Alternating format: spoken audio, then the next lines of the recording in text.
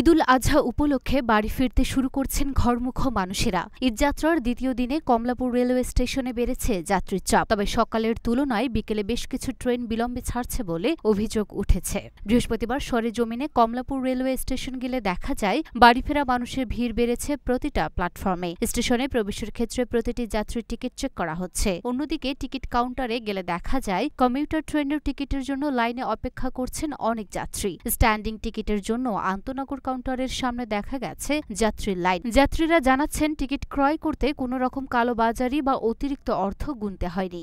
বৃহস্পতিবার সকাল ৮টা ১৫ পর্যন্ত আন্তনগর ও কমিউটার মিলে ১২টি ট্রেন স্টেশন ছেড়ে গেছে। লোকাল কমিউটার ও আন্তনগর মিলে মোট ৬৯ জোড়া ট্রেন দেশের বিভিন্ন গন্তব্যে ছেড়ে যাবে। রুনা আফরোজ, নিপা, ঢাকা পোস্ট।